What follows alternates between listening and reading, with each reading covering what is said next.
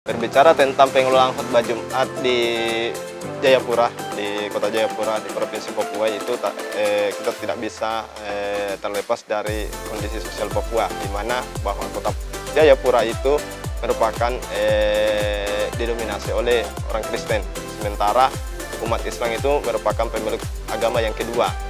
Nah, di satu sisi bahwa mayoritas umat Islam ini adalah berasal dari pendatang-pendatang dari luar, yakni dari Pulau Sulawesi maupun Pulau Jawa. Nah, akibatnya sistem pengelolaan khutbah Jumat ini tentu sangat dipengaruhi oleh kondisi sosial tersebut. Makanya dari sisi pengelolaan khutbah Jumat di kota Jayapura agar tidak menimbulkan yang tidak diinginkan, itu ditangani langsung oleh Kementerian Agama Kota Jayapura dalam distribusi penjadwalannya, termasuk misalnya ketika ada masjid yang membutuhkan khutbah Jumat, para khatib itu kantor Kementerian Agama menyediakan khatib Jumat. Nah, ini untuk secara keseluruhan, kecuali di dua distrik, yakni di distrik Heran dan distrik Moretami. Nah, pengelolaan oleh kementerian ini bertujuan agar konten-konten khutbah Jumat maupun proses pelaksanaan khutbah Jumat itu bisa dikontrol dengan baik. Bahkan di distrik Heram yang merupakan distrik tempatnya kampus YIN Fathul Muluk, di mana pengelolaan khutbah Jumat di situ itu dikelola langsung oleh sebuah badan yang disebut dengan Badan Koordinasi Masjid Musalla. Di situ malah lebih selektif, bahkan termasuk para khatib-khatibnya pun. Menurut ketuanya itu dia mengatakan bahwa di sini Pak, kita mungkin tidak terlalu bebas dalam memilih para khatib, karena yang kita takutkan adalah khatib-khatib yang provokatif itu yang bisa menyebabkan ketersinggungan dari pemeluk agama lain.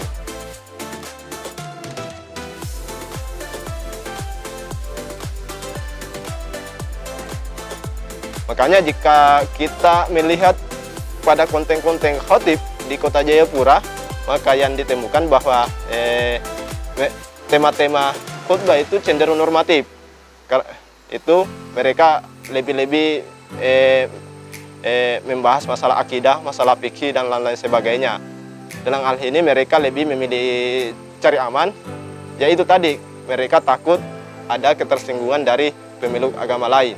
Makanya ketika kita melihat, mungkin mendengar konten-konten khutbah Jumat, tema-tema khutbah Jumat di kota Jayapura, mungkin agak sulit kita mendapatkan tema-tema yang terkait dengan toleransi, terkait dengan moderasi beragama, karena memang mereka, para khatib ini betul-betul cari aman, menghindari adanya polemik terkait tema-tema tersebut. Nah, di satu sisi mereka juga menghindari adanya misinterpretasi atau salah penafsiran terkait, misalnya ketika mereka membincang masalah toleransi, itu kan satu versi dengan versi yang lain itu berbeda. Akhirnya para khatib itu mencari aman, termasuk isu-isu yang lagi hot ini, misalnya isu radikalisme, isu moderasi beragama. Itu para khatib itu cenderung menghindari tema-tema tersebut.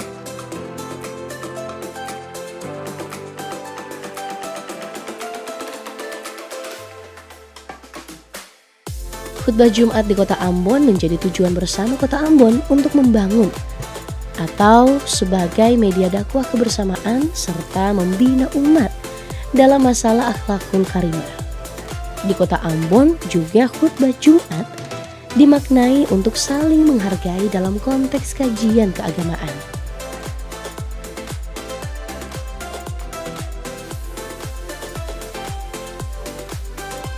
Konten kajian khutbah Jumat di kota Ambon, artinya khutbah Jumat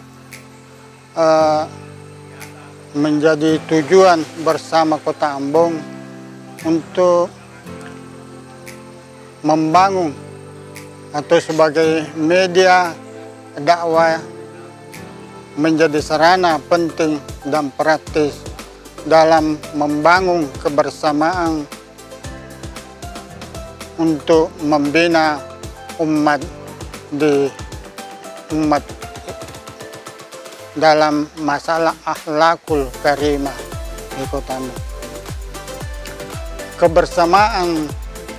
Membangun kebersamaan di Kota Ambon berarti artinya saling hormat menghormati, saling menghargai, dan saling membantu dalam melaksanakan suatu kegiatan. Saling membantu sepertinya melaksanakan hari raya Idul Fitri dan begitu juga Natal.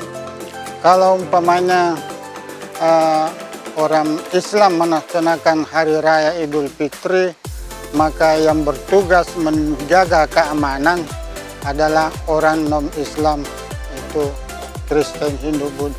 Begitu juga sebaliknya, kalau umat non-Islam melaksanakan Natal, maka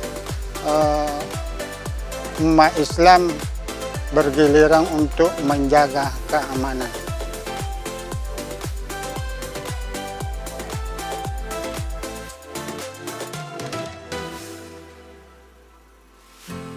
Adapun di Kota Ambon dalam penyiaran agama Islam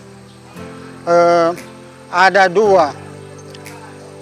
dua instansi yang melaksanakan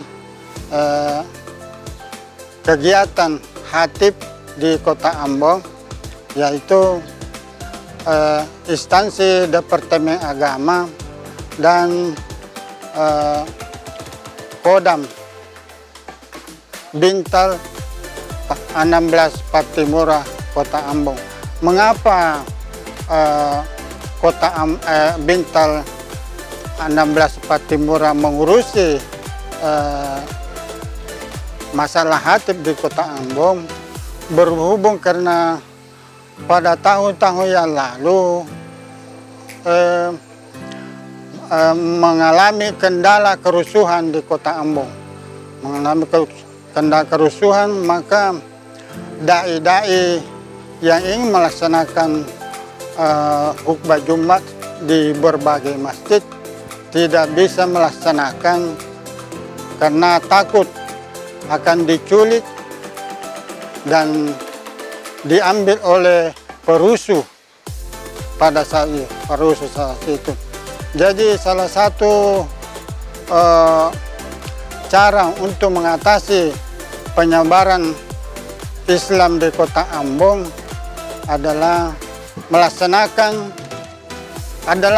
menyerahkan urusan khatib pada Kodam Bintal 16 Patimura Tobong, karena satu-satunya yang bisa menyebarkan Islam pada saat itu di berbagai masjid adalah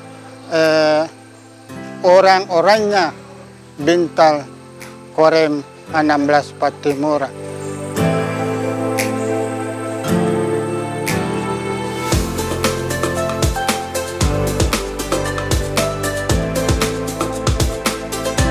Berdasarkan temuan dalam penelitian yang telah diteliti oleh tim peneliti Balitbang Agama Makassar dalam kajian konten khutbah Jumat, Balitbang Agama Makassar merekomendasikan 7 hal, yakni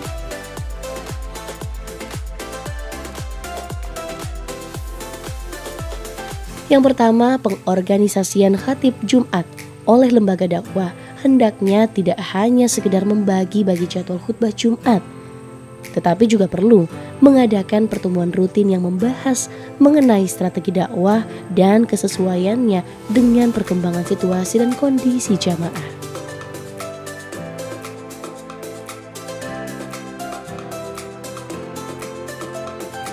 Yang kedua, diperlukan penyusunan almanak khutbah Jumat untuk dibagikan kepada setiap masjid yang membutuhkan, khususnya sebagai pedoman bagi para naib atau imam tetap.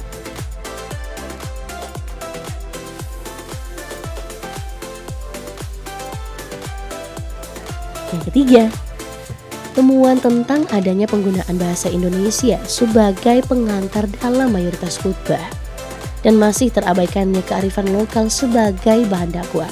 Maka diperlukan adanya penyusunan khutbah berbasis kearifan lokal yang disesuaikan dengan karakter budaya dan bahasa daerah masing-masing.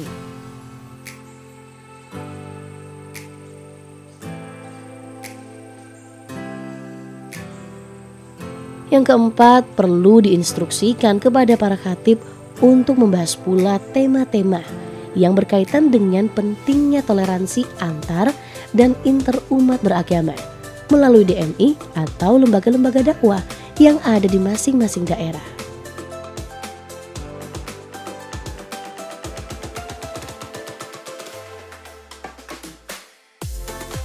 Yang kelima, upaya kontrol yang dilakukan oleh Kementerian Agama terhadap pelaksanaan khutbah Jumat perlu ditingkatkan dengan menjalin koordinasi dan kerjasama dengan lembaga dakwah dan pengurus masjid.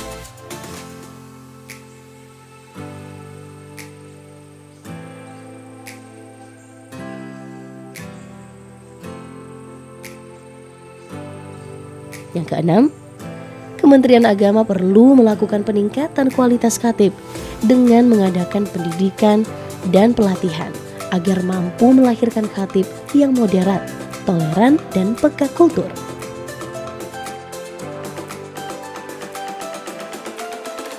Dan yang terakhir, perlu adanya pemetaan terkait distribusi khatib, tema-tema dakwah, karakteristik keagamaan kelompok masyarakat sebagai objek dakwah agar dakwah yang disampaikan tidak mengesankan dakwah yang provokatif hanya karena berbeda paham keagamaan.